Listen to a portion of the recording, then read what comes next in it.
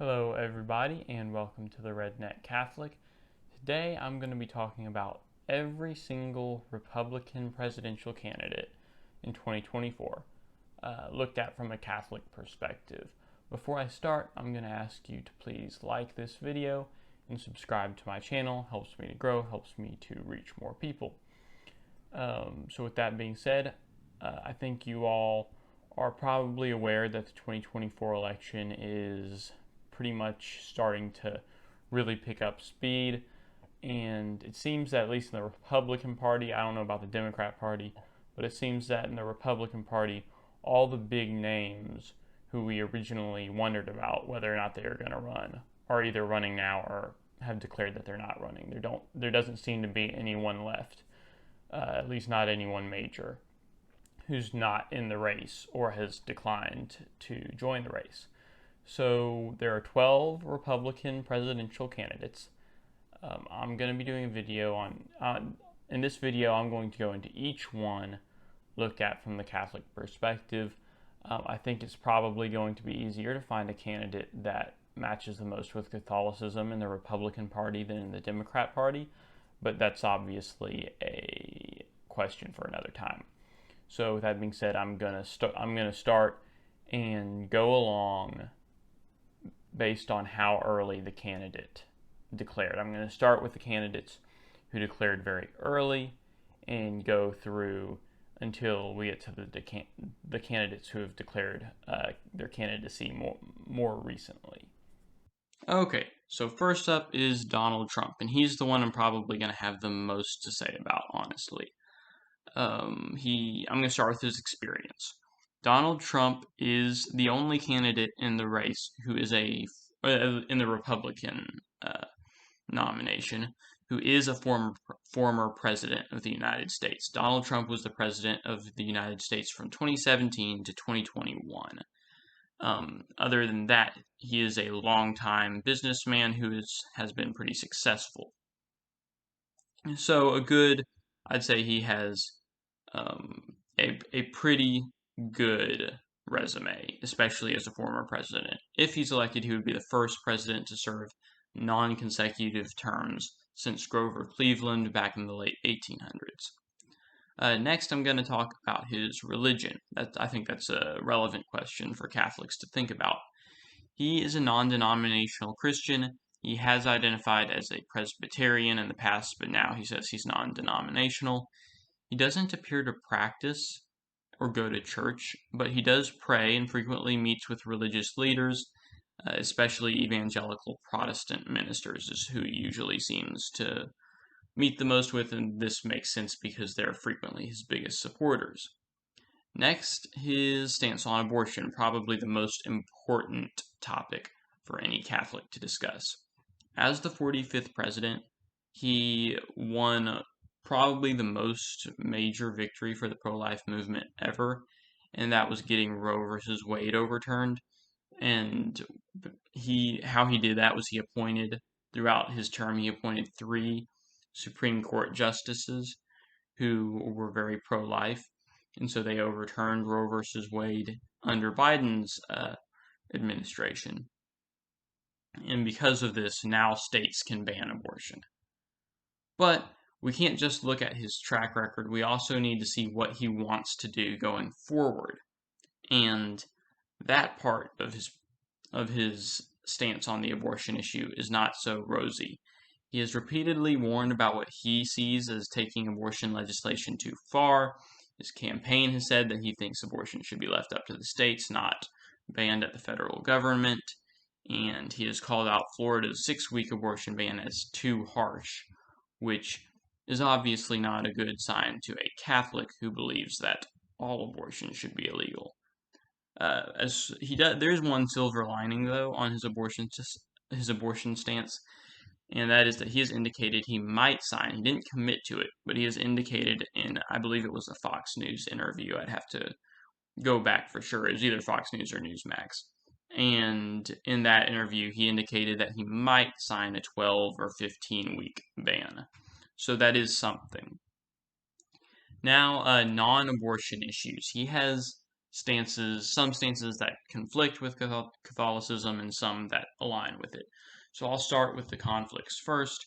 He supports the death penalty, which the church condemns. He also, his administration in his first term practiced family separations at the border. The church has no problem with having a strong border that's secure. I think certain policies that he's proposed, like building a wall, is not necessarily against church teaching, but family separations is. The church has continuously condemned the idea that you can separate parents from their children, even if they are illegal immigrants. So that aspect of his policy is very problematic for a Catholic. Now, he does have some views, though, that align with Catholicism that are pretty important. He opposes the child mutilation done in minor transgender surgeries that are done on children. He wants to have that banned. That's a good thing. Obviously, even healthcare professionals have no business mutilating children and cutting off their genitals. That's just insane.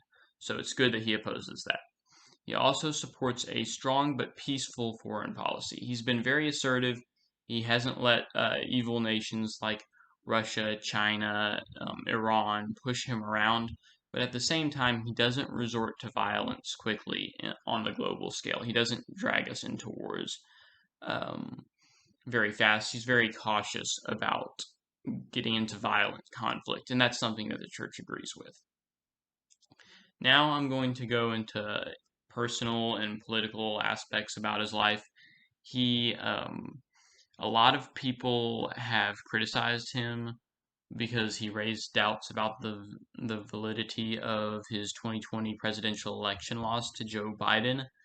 And that's an issue that I think we should all know about, but I don't know if it's a valid criticism of it because he does genuinely believe that the election was stolen. And there is evidence that points to this as being a serious possibility. I'm not going to say for sure whether it happened or not because, frankly, I don't know.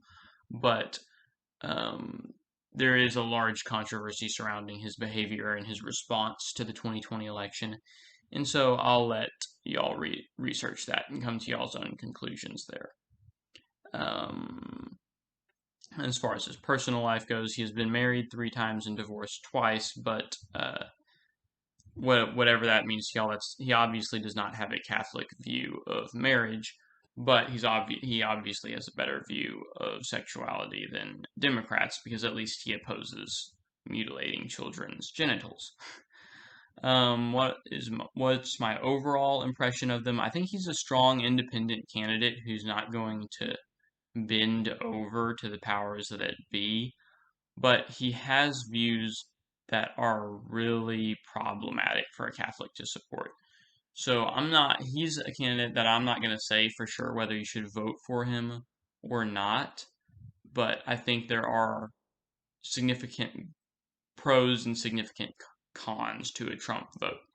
He is a very strong candidate, obviously very independent candidate, but he also has some significant problems, like the policies that I mentioned, and he's also known for being very nasty politically. He'll trash other candidates seemingly just because they're running against him.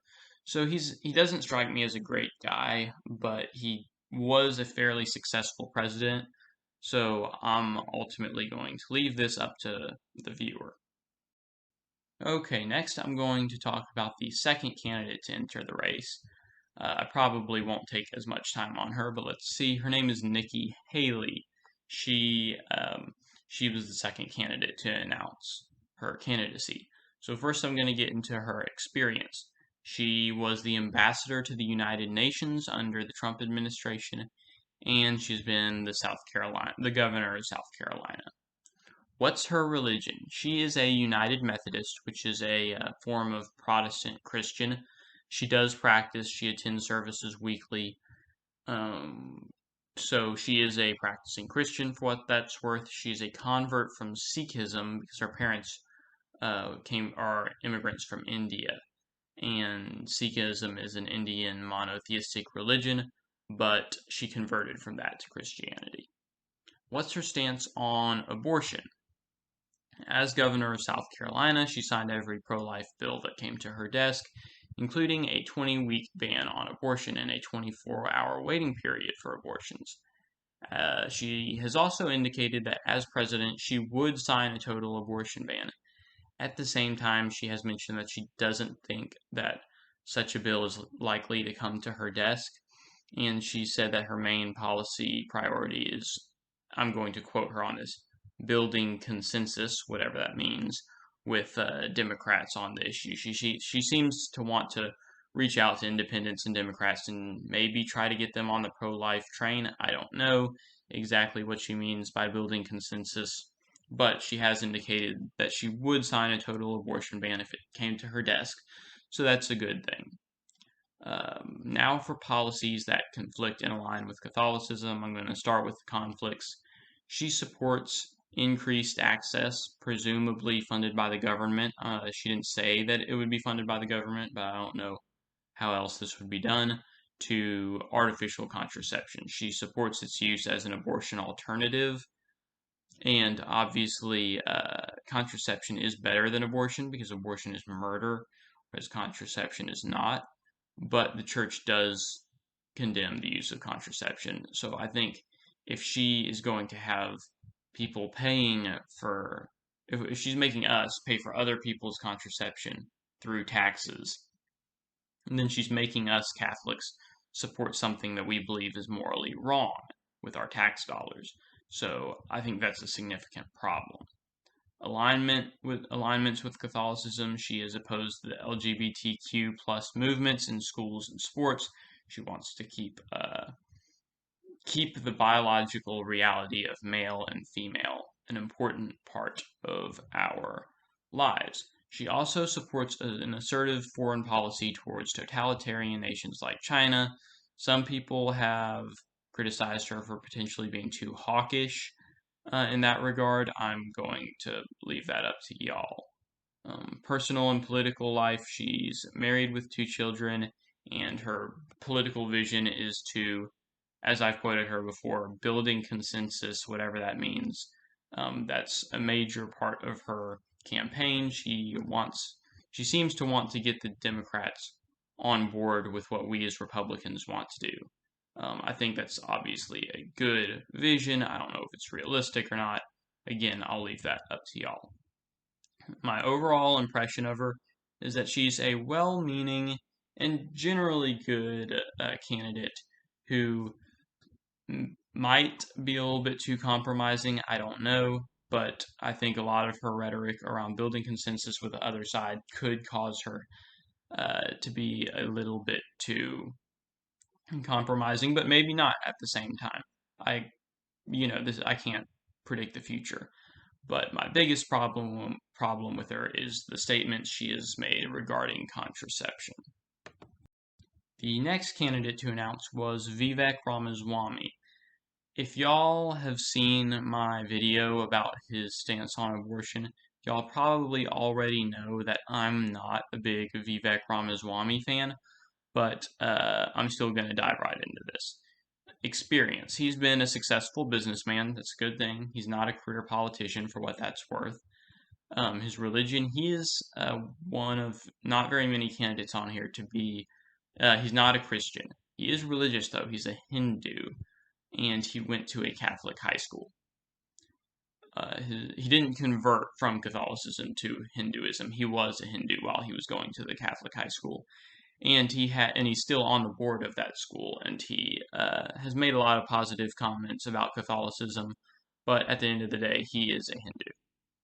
His stance on abortion is that he identifies as pro-life. He's always, if you ask him what he says about abortion, he says, "Oh, I'm pro-life." But then, if he ever is given the chance to elaborate on it, he certainly isn't as pro-life as he might seem at first. He says that it's a matter for the states to decide. He said he would not restrict it at the federal level.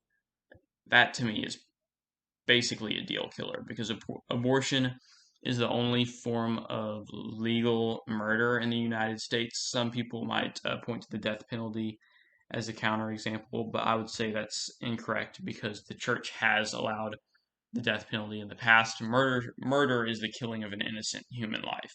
So the death penalty is not murder, but abortion is murder.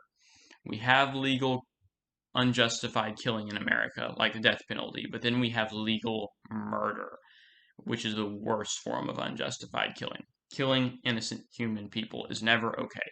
I do not understand how someone could believe that this is a states matter. That's like saying that slavery should be left up to the states.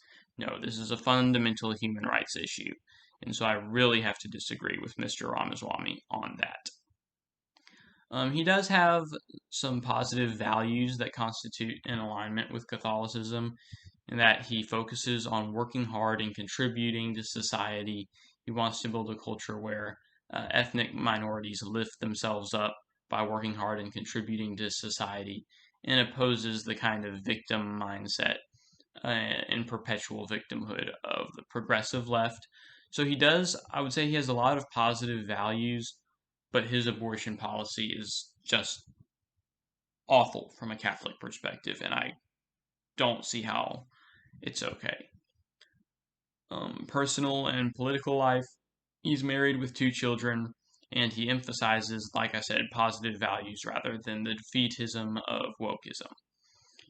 Now, my overall impression is, even though he's a well-meaning candidate, he holds views on abortion that are just incompatible with Catholicism. I'm going to have to advise any Catholics watching this video not to vote for Vivek Ramaswamy because of his abortion opinions. He will not, all the comments I've seen from him, and I'm not just talking about secondhand, I'm talking about interviews on Newsmax I have watched him give with news reporters. He has indicated pretty clearly that he is not going to restrict or ban abortion at the federal level, and so I would say for certain he is a candidate that I don't think we should vote for. He might change his view, but he has not yet. So the next candidate is Perry Johnson. I'm going to go ahead and start with him. His experience is that he's a businessman. He hasn't held any political office, but he has run for governor of Michigan. His religion, I could not find any information on his religion. I have no idea what he believes. His stance on abortion, I've seen an ad for him where the word pro-life appears across the screen, but no elaboration is given, so I don't know what his specific policies are. He could be anywhere from total abortion ban to basically Vivek Ramaswamy and wants everything to stay how it is. I don't know what his view on abortion is. Conflicts with Catholicism, I would say not enough of his views are known at this point. He's a relatively obscure candidate. Alignments with Catholicism, I have found one interesting thing on his border policy, and that is he wants to secure borders and cut down on illegal immigration through, all the standard ideas like building a wall, etc., etc. But he also wants to make it easier for refugees who are escaping political crises in their own countries to come into America. He says the visa program that we have right now just doesn't work, and that we need a way for refugees to come into America safely without having all this crazy influx at the border and all of these, millions of illegal immigrants who are coming in undocumented. We don't know about them. So basically, he wants to have a humane system where refugees can find safety in our country, but also wants to make sure it's functional and we have control over everything that's going on, and we're not having, millions of pounds of drugs come across the border and terrorists come across the border, etc., etc. I think the biggest issue I would point out is within his personal and political life. He has a long history of being a long shot candidate who seems to know that he's a long shot candidate and sometimes cheat to make ends meet to make sure that he qualifies for what he's doing, qualifies for candidacy. So when he was running for governor of Michigan, he fraudulently added 10,000 signatures to his campaign. In Michigan, I think you had to have like 15,000 signatures to be able to legally run. So he had 5,000 something. He couldn't get to the needed 15,000, so he fraudulently added 10,000 signatures to meet that minimum required number. He's already been getting into some questionable things for his presidential candidacy. To qualify for the RNC debates, the Republican primary debates, you have to, I believe it was, have 40,000 donations from so many individuals in so many states. Well, he's started going around selling T-shirts that do not reference his campaign at all, and simply state, "I stand with Tucker." Tucker being Tucker Carlson, the conservative spokesman who just got who was fired from Fox News a while ago. And anyone who buys one of his "I Stand with Tucker" T-shirts, he counts that as a donation to his campaign, which is really weird because it seems to me like someone who might not support Perry Johnson at all, but does support Tucker Carlson might buy that shirt. So he's already been getting into some questionable things so far. Other than that, he's married, has 3 kids, and he has a political 2-cent plan where he wants to cut federal spending by 2% year after year to, as he puts it, put Washington on a diet and help cut down spending and alleviate the debt crisis. And that might be a good plan or it might not. I just think that he has a lot of weird, a very weird history when it comes to trying to run for office. And I'm not going to say that you necessarily shouldn't vote for him, but I would certainly say I'm very skeptical about him and would advise you be very careful before voting for him. The next candidate to announce was Asa Hutchinson. Asa Hutchinson has a long list of experience, and in the positions he's held, he's been governor of Arkansas, administrator of the Drug Enforcement Agency, a U.S. congressman, and an attorney. His religion, he is a Baptist, and routinely shares Bible verses on Twitter, not the kind that are politically charged, not the kind that revolve around political issues that are important today, but just, so my point is that he's not trying to do it for political points, right? He's putting up uncontroversial Bible verses that don't reference political issues in any way. And what that says about him is that he's not into religion for the political points it gets him. He's also into religion just because of the fact that he's a religious person and believes it has value. He seems to be an earnest Southern Baptist for what that is worth. Obviously, us Catholics have a lot of theological differences with Southern Baptists, but we do share most of our political stances with them. What's his stance on abortion? He signed a near-total abortion ban with just the exception to save the life of the mother as the governor of Arkansas. As president, he has indicated that he would sign a ban on abortion at all stages as long as it included exceptions for rape and the life of the mother. So he's not a complete pro-life individual, but he seems to just kind of have a standard Republican Party line stance on the issue. Conflicts with Catholicism. The big one I found is that he does not oppose child mutilation.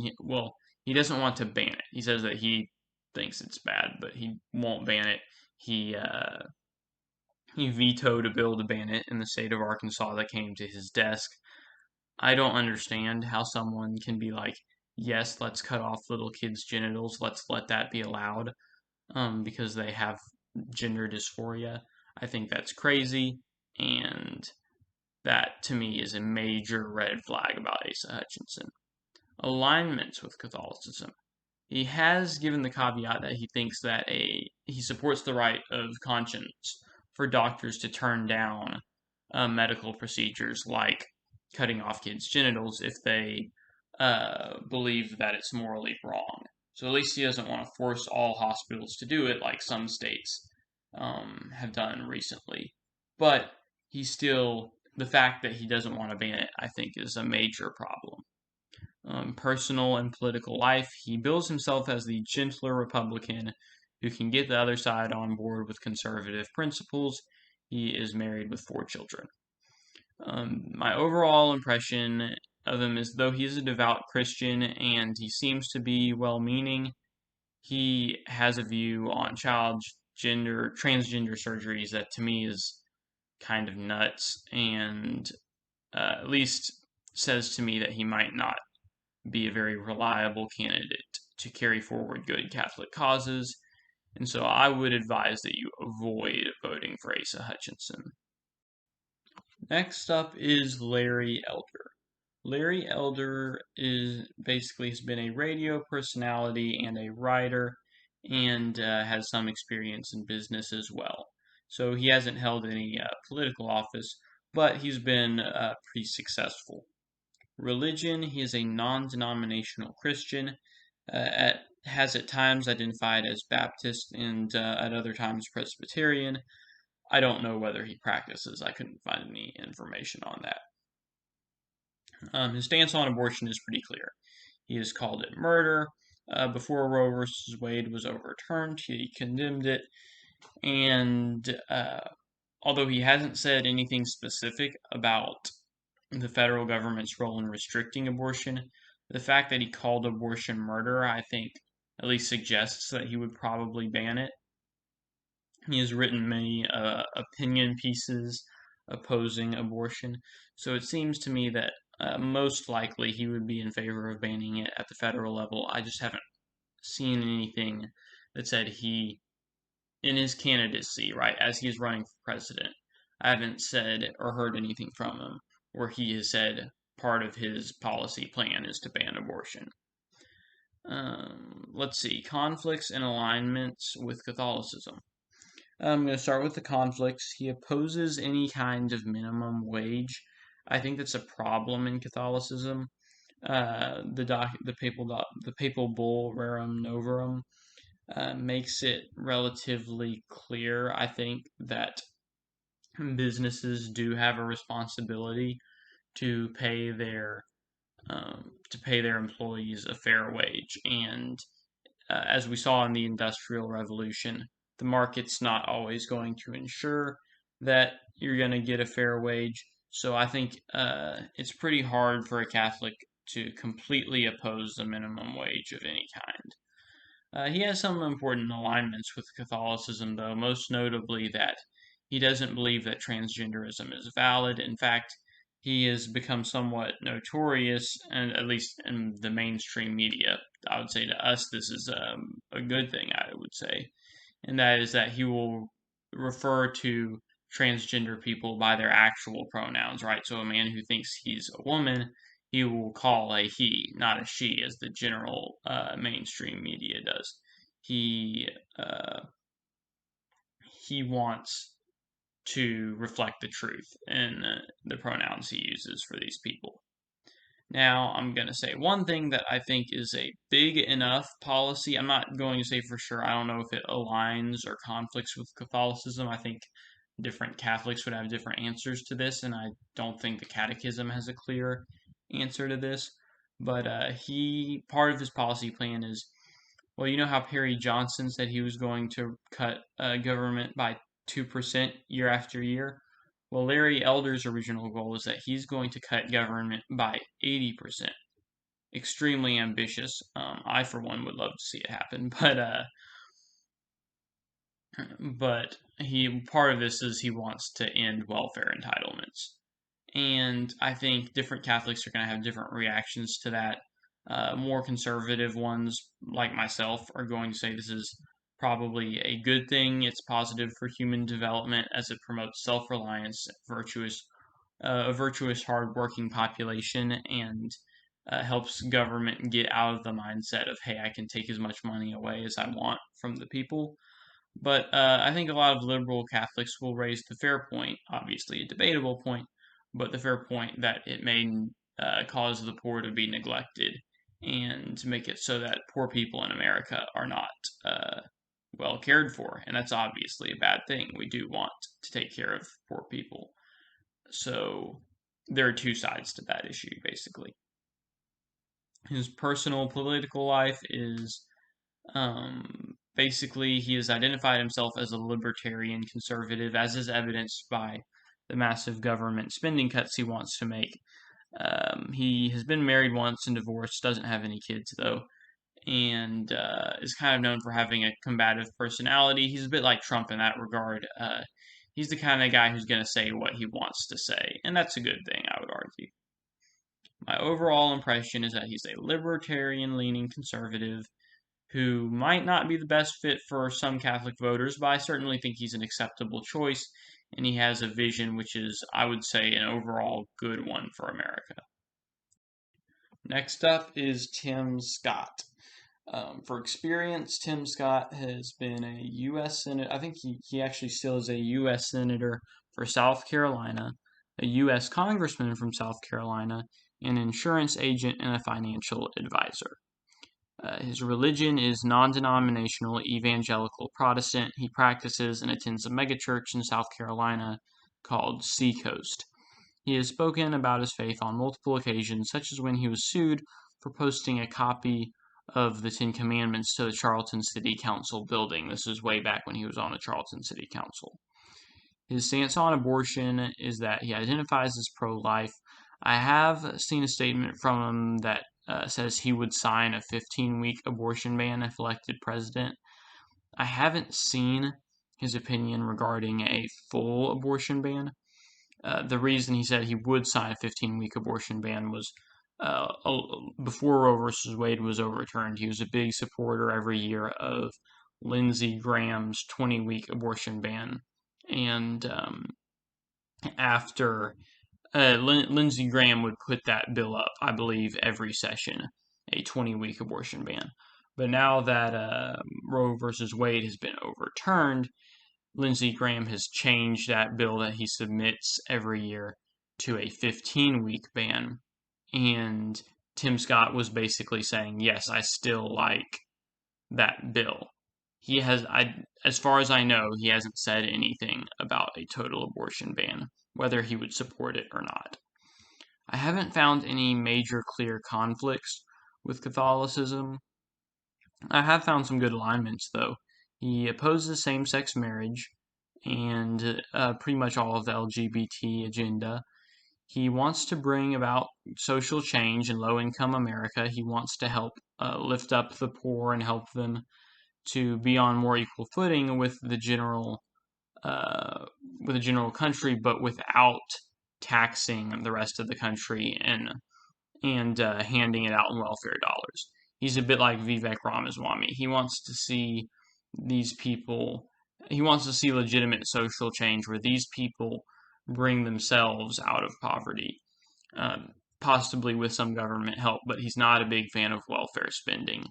And he actually grew up in a welfare low-income house, and he said that it's a disaster. So he wants a legitimate uplifting of the poor and not just more welfare money.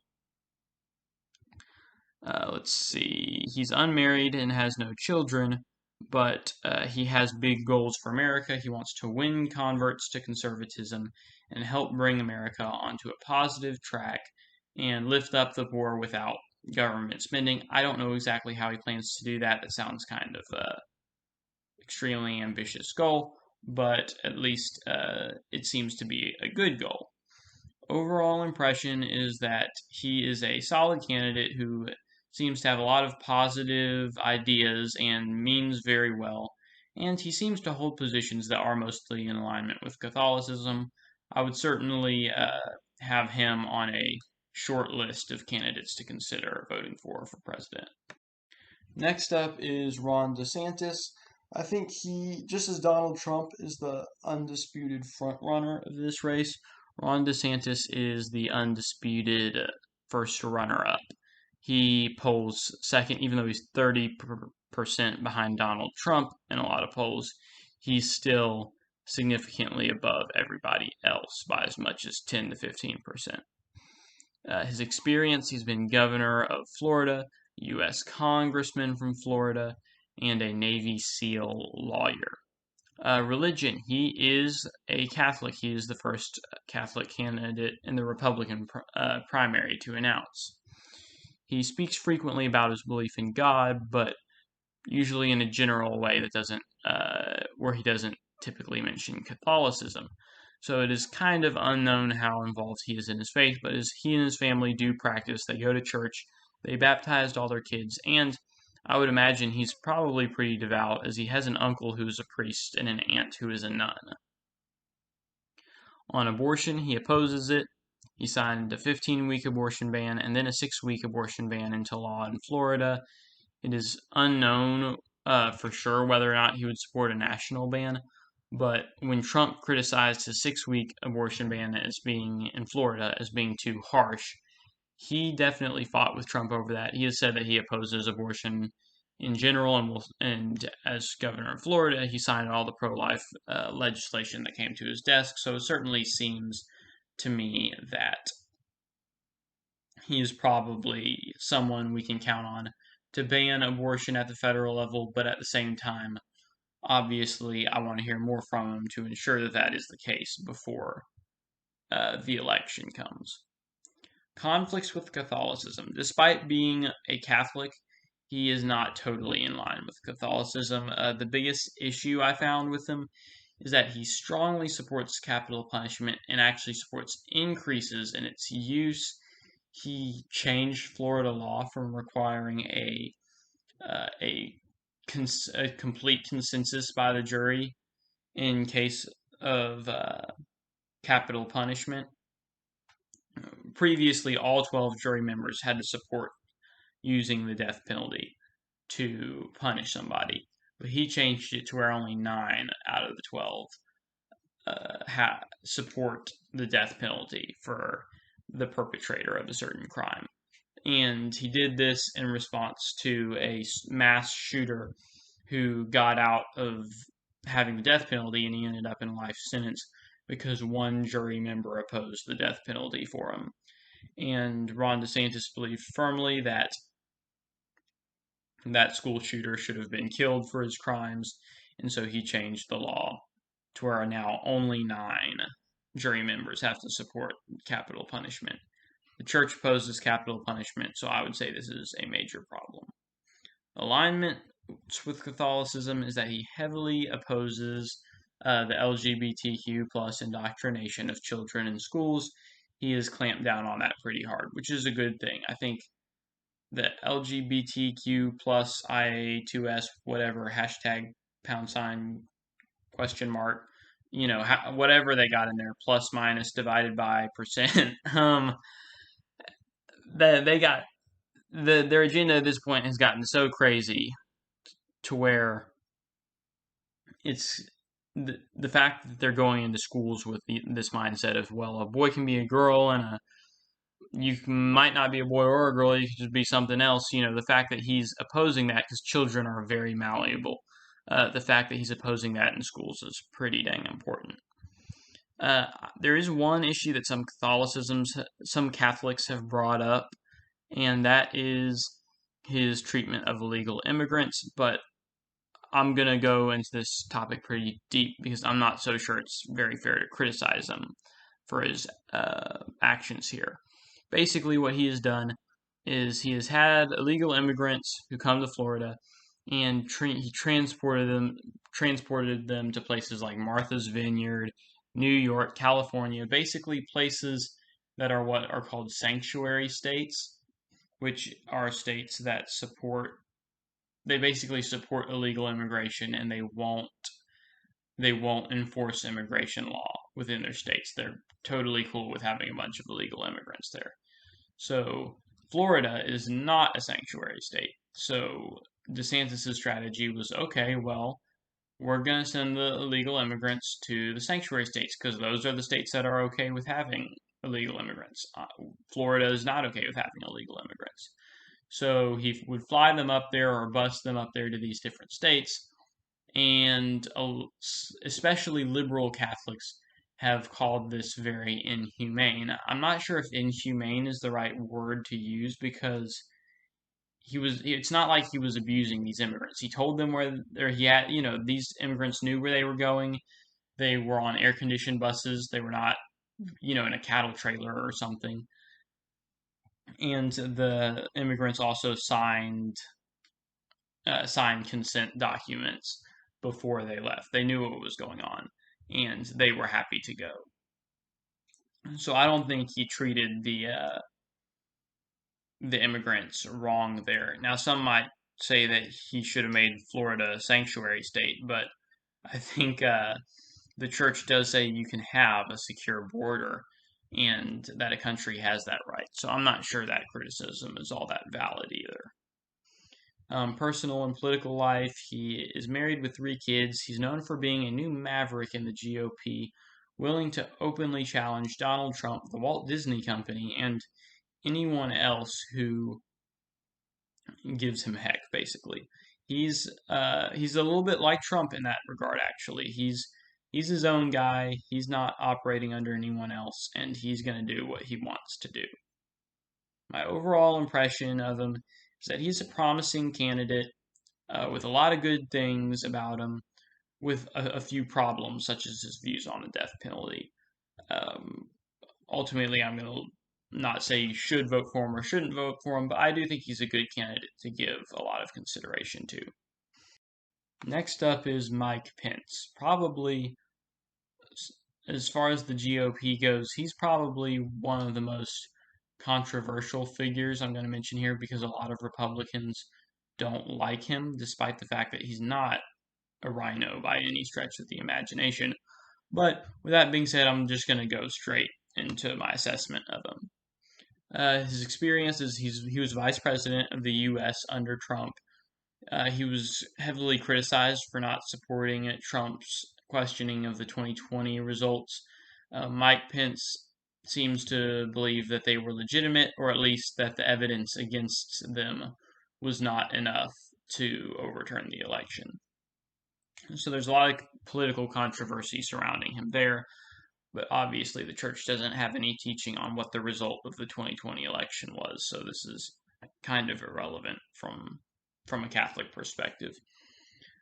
He was the governor of India, U.S. representative from India, and before that he was an attorney. His religion. This is one part where I'm almost not quite sure what to say. He was raised Catholic, but since then has gone back and forth between Catholicism and evangelical non-denominational Protestantism. And he can there have been times where he very much left the church and was a Protestant, and then there are times he kind of seemed to come back to the church and practice Catholicism. The latest comment I've heard from him is that he called himself a born again evangelical Catholic, whatever that is supposed to mean. While he seems to admire both versions of Christianity, he bounces enough between the two that we can't affiliate him with either. Although I would say in general, he is, at least later in life, he has leaned more towards the evangelical Protestant side of that spectrum. He is definitely not a regular practicing Catholic.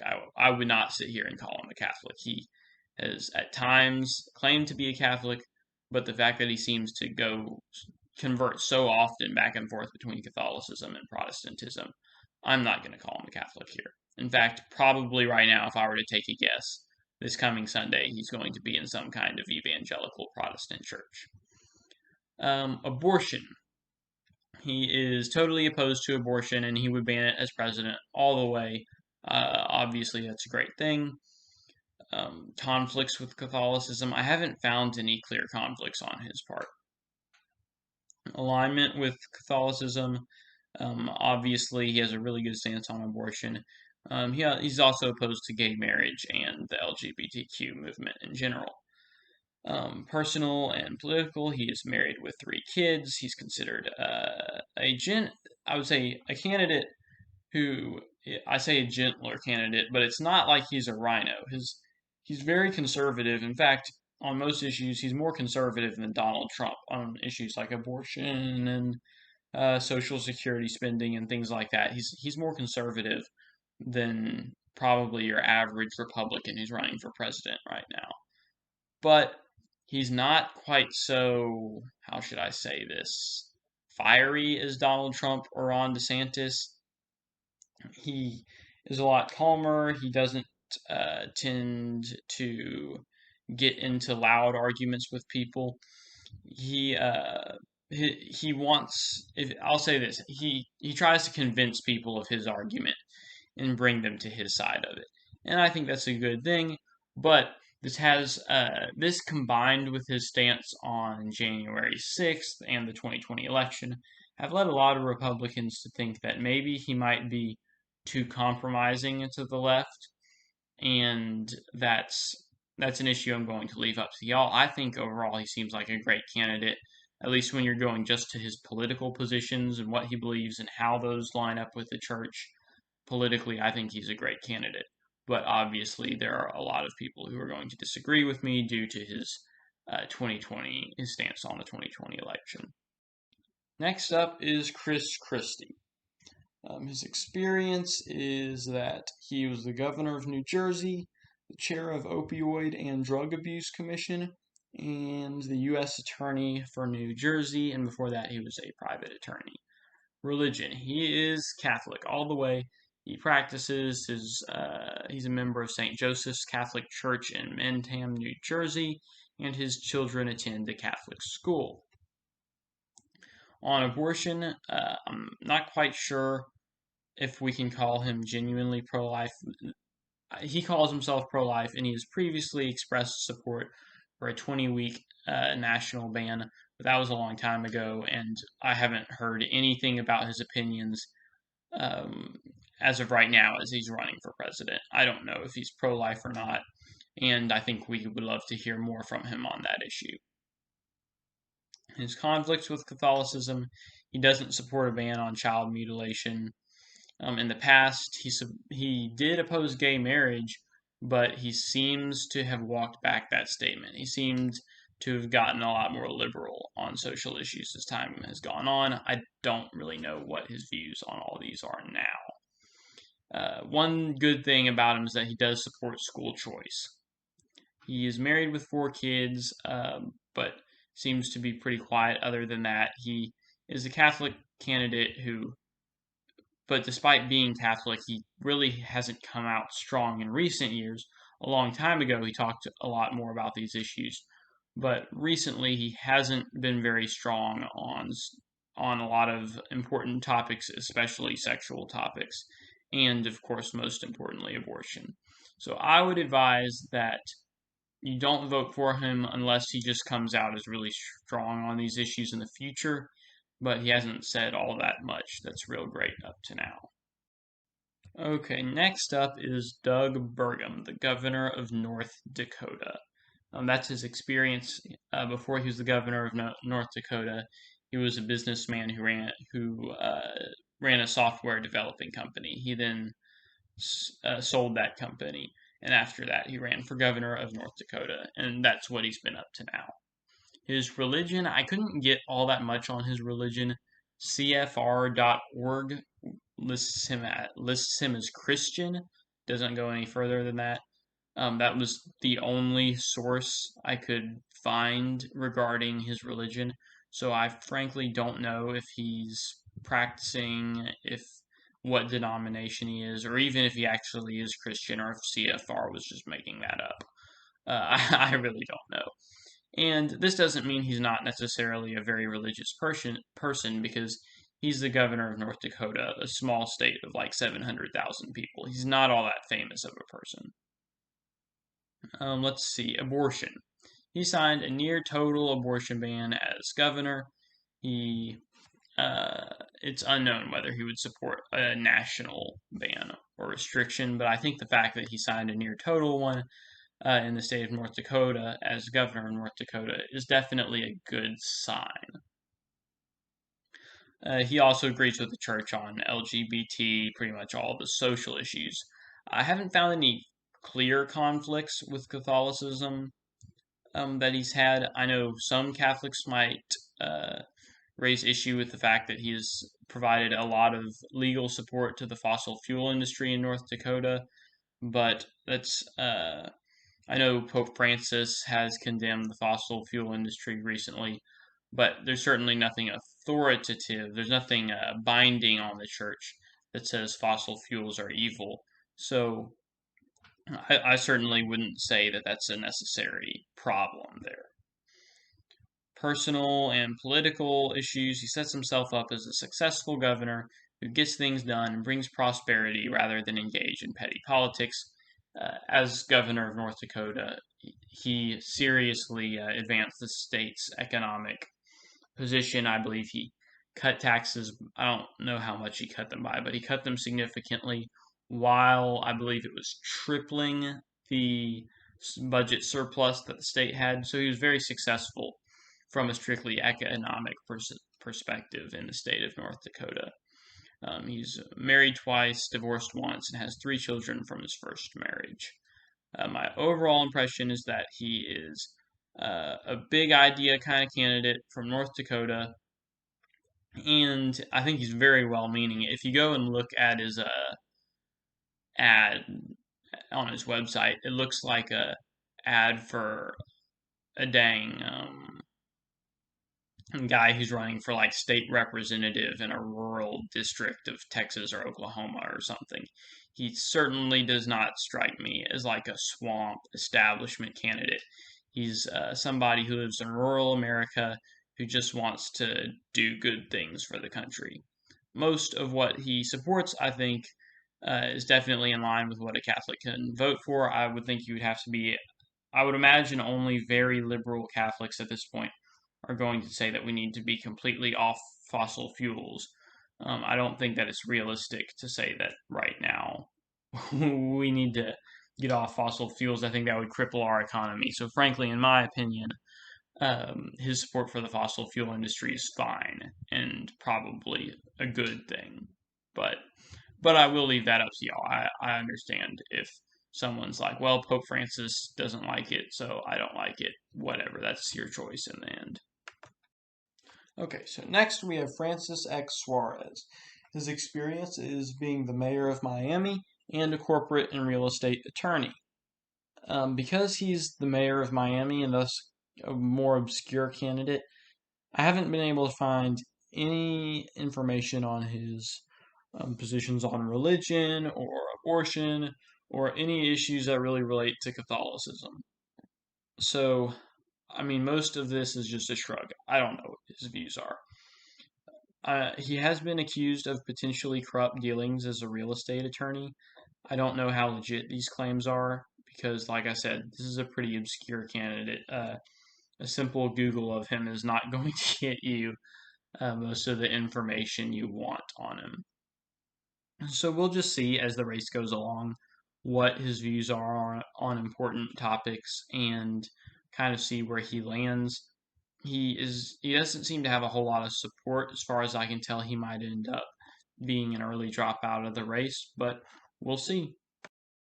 Next up is Will Hurd. I would say he's the latest announcement we have. His experience is that he's a U.S. congressman from Texas, and before that he was a CIA agent. I don't know what his religion is, couldn't find any information there, and I don't know what his position on abortion is. I haven't been able to find any information there either. So, really, on a lot of his issues, I've seen what he thinks about a lot of economic issues, but most of these are pretty minor ones that don't have all that much to do with Catholicism. And he seems in general to be a kind of a moderate-ish Republican, doesn't seem to be super strong on anything. So I certainly wouldn't suggest you throw in and support him right now. I need to hear a lot more from him before I can recommend that. And that's really all there is to say about him. He's a pretty obscure minor candidate as far as I can tell. Alrighty, that's all I got on these guys. If I missed anything, please let me know down in the comment section because I'm like y'all, I don't have access to any special sources. Most of this is pretty much everything I have found here is available based on a couple of hours of internet searching. So if I missed anything that you're aware of, please let me know in the comment section below. I would like all the information I can get about these people. And other than that, I would just say we're obviously really early in the race. Views can still change. People's positions can still change. So just because I spoke favorably or unfavorably about someone today doesn't mean that they're going to be a favorable or unfavorable candidate in the future. So with that being said, like always, I'm going to end this video with a prayer. In the name of the Father, and the Son, and the Holy Spirit. Amen. God, we thank you for the gift you have given us, the gift of our nation, that we live in a free country where we can vote and choose our leaders. We thank you for the men and women who have died to give us this freedom and to preserve this freedom. And we pray for your protection, and we pray for all the men and women in the military, that you might protect and guide them as they serve our country in this way. And we also pray that we as voters who have this freedom to choose our leaders might use this freedom wisely and choose the candidates who are best suited to the office and, more importantly, most reflect your will for our country and who truly seek the good for Americans and for the world and seek to do what is right. Thank you, and we pray in the name of the Father, and the Son, and the Holy Spirit. Amen. That's all I've got. Hope you all have a good day, and don't forget to like and subscribe if you haven't already, and hope to see you all again soon on the Redneck Catholic.